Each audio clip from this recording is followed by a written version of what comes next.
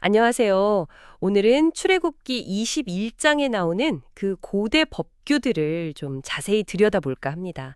이게 수천 년 전 이야기인데도 당시 사람들의 관계나 책임에 대한 규정들이 꽤 흥미롭더라고요. 네, 맞아요.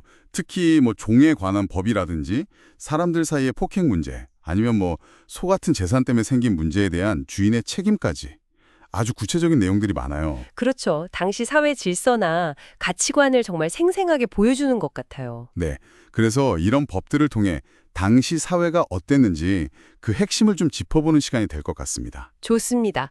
그럼 바로 그 종에 관한 규정부터 시작해 볼까요? 히브리인 종은 6년이라고 7년째에는 자유인이 된다. 이런 내용이 있네요. 네, 기본 원칙은 그건데요. 근데 이게 또 생각보다 간단하지가 않아요. 혼자 왔으면 혼자 나가는 게 맞는데 만약에 주인이 짝지어준 아내가 있고 그 사이에 자녀가 생겼다면요. 아, 그럼 그 아내와 자녀는 어떻게 되는 건가요? 그게 문제입니다. 아내와 자녀는 주인의 소유로 남는다는 거예요. 그래서 종이 만약에 상전이랑 가족을 너무 사랑해서 떠나기 싫다, 자유를 포기하겠다 이렇게 선언을 하면요. 네. 그럼 문설주 같은 데다가 귀를 대고 송곳으로 팍 뚫어서 그 표식으로 영원히 그 주인을 섬기게 되는 그런 의식이 있었어요. 와, 귀를 뚫어서요. 좀 독특하네요. 종의 의사를 존중하는 것 같으면서도 선택의 배경이 참 복잡했을 것 같아요. 그렇죠. 완전히 자유로운 선택이라고 보기는 좀 어려운 면이 있죠. 그럼 딸을 여종으로 판 경우는 또 달랐다고요? 남종처럼 그냥 7년 되면 무조건 나가는 게 아니었군요. 네, 여종은 좀 달랐어요. 어떻게 보면 조금 더 보호하는 조항들이 있었달까? 예를 들어서 주인이 그 여종을 아내로 맞이했는데 마음에 안 든다 그러면 몸값을 받고 친정으로 돌려보내야 했어요. 함부로 다른 민족에게 팔아넘길 수는 없었고요. 아, 외국인에게는 못 팔게 막았군요. 네, 그리고 만약에 자기 아들에게 주기로 했다면 딸처럼 대우해야 했고요. 설령 주인이 다른 아내를 또 얻더라도 원래 여종에게 주던 의식주나 참자리 의무 같은 기본적인 것들은 계속 보장해야 했습니다. 그걸 안 지키면요? 안 지키면 그럼 그냥 아무 대가 없이 속전 없이 바로 자유인이 되는 거예요. 어떻게 보면 최소한의 인격적인 대우를 법으로 강제한 셈이죠. 기본적인 권리 보장에 신경을 썼다는 거네요. 그럼 이제 폭행이나 상해에 대한 법으로 넘어가 볼까요? 사람을 고의로 쳐서 죽이면 반드시 사형이다. 이건 아주 단호하네요. 네, 그렇죠. 여기서 중요한 건 고의성이에요. 일부러 죽인 거랑 의도치 않은 사고는 명확히 구분했습니다. 사고인 경우는 어떻게 되는데요? 성경 표현으로는 하나님이 그의 손에 넘기신 경우 이렇게 표현하는데 이런 우발적인 사고의 경우에는 지정된 장소, 일종의 도피성 같은 곳으로 피해서 목숨을 건질 수 있었어요. 아, 도망갈 곳이 있었군요. 네. 하지만 고의로 살인한 경우는 달랐어요. 재단으로 도망가서 재단뿔을 잡아도 소용없었습니다. 무조건 처벌받았죠. 그리고 부모를 치거나 저주하는 자, 또 사람을 납치해서 팔거나 부리는 자, 이런 경우도 다 사형에 해당하는 아주 무거운 죄였어요. 듣기만 해도 무섭네요. 그럼 싸우다가 다치게만 한 경우는요? 그 유명한 눈에는 눈, 이에는 니 원칙이 여기서 나오는 거 맞죠? 네, 맞습니다. 그게 바로 동해보복법, 렉스 탈리오니스라고 하는 건데요. 예를 들어 싸우다가 임신한 여인을 쳐서 낙태하게 했다. 근데 산모에게 다른 큰 해가 없다면 벌금을 냈어요. 아, 벌금이군요. 네. 하지만 만약 그로 인해 산모의 생명이나 눈, 이 같은 신체 부위에 심각한 손상이 생겼다면 그때는 생명은 생명으로, 눈은 눈으로, 이는 이로 갚으라는 원칙이 적용된 거죠. 그게 좀 잔인하게 들릴 수도 있을 것 같은데요. 그렇죠.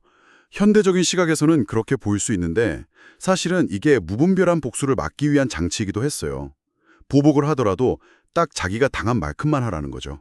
그 이상 과도하게 하지 못하도록 제한하는 목적이 더 컸다고 봅니다. 아, 과잉보복을 막는 거군요. 일리가 있네요. 근데 종에 대한 부분은 여기서도 좀 달라지는 것 같아요.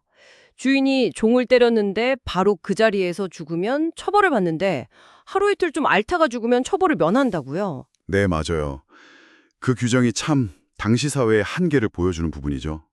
종을 기본적으로 주인의 재산으로 간주하는 시각이 아주 명확하게 드러나요. 그렇죠. 재산으로 봤다는 거네요. 하지만 동시에 이런 규정도 있어요. 주인이 종을 때려서 눈을 멀게 하거나 이를 부러뜨리면 그 대가로 즉시 자유를 주어야 했어요. 그러니까 완전하진 않지만 종의 신체에 대한 최소한의 보호장치는 두려고 했던 거죠. 재산이면서도 일정 수준 이상의 학대는 안 된다. 뭐 이런 이중적인 모습이 보이는 겁니다. 참 복잡하네요. 자, 그럼 마지막 주제로 넘어가서 소유주의 책임 문제입니다. 예를 들어서 내가 키우던 소가 사람을 받아서 죽였어요. 그럼 어떻게 되나요? 기본적으로는 그 소만 돌로 차서 죽이고 주인은 처벌받지 않았습니다. 그리고 그 소의 고기는 먹지 못했고요. 아, 소만 죽이면 되는 거군요. 네. 그런데 여기서도 중요한 게 뭐냐면 주인이 알고 있었느냐 하는 거예요. 만약 그 소가 원래 사람을 받는 버릇이 있다는 걸 주인이 알았어요? 알면서도 제대로 단속을 안 해서 사고가 났다. 그러면 소만 죽는 게 아니라 주인도 사형에 처해질 수 있었습니다. 주인도요. 책임이 엄청 무겁네요. 그렇죠. 물론 이제 속죄금을 내고 목심을 대신할 길은 열어두긴 했지만요. 어쨌든 관리 소홀에 대한 책임을 아주 엄격하게 물었던 거죠. 소가 종을 받아 죽인 경우에는 은 30세겔을 배상하라는 구체적인 액수도 나오던데요. 네, 은 30세겔. 그게 당시 노예 한 사람의 평균 몸값에 해당한다고 봐요. 이것도 역시 종을 재산으로 보는 시각과 연결되는 거죠. 그렇군요. 네. 그 외에도 뭐 사람이 구덩이를 파놨는데 거기에 남의 가축이 빠져 죽으면 구덩이 주인이 배상해야 했고요. 또 소가 다른 소를 받아서 죽였을 때도 그 소가 원래 받는 버릇이 있다는 걸 주인이 알았는지 몰랐는지에 따라서 배상 책임이 달라졌어요. 결국엔 알고 있었는가, 즉 주인의 인식과 관리 책임 여부가 법 적용에 아주 중요한 기준이었던 셈입니다. 네, 오늘 출애굽기 21장을 통해서 고대 이스라엘 사회의 법과 질서를 한번 쭉 훑어봤는데요.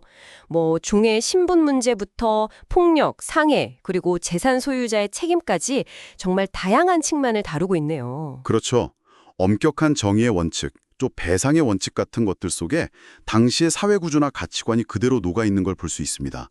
물론 오늘날의 시각으로는 좀 받아들이기 어려운 부분들도 분명히 있지만요. 네, 맞아요. 그럼에도 불구하고 수천 년 전 사람들이 정의란 무엇인가, 책임이란 무엇인가, 또 인간의 가치, 존엄성을 어떻게 이해하고 법으로 규정하려고 노력했는지 보여주는 아주 흥미로운 기록이라고 생각해요. 네, 오늘 이 고대의 법들이 지금 우리에게 또 이걸 듣고 계신 여러분에게 정의나 책임, 인간 존엄성에 대해서 어떤 생각할 거리를 던져주는지 잠시 곱씹어 보는 것도 의미가 있을 것 같습니다.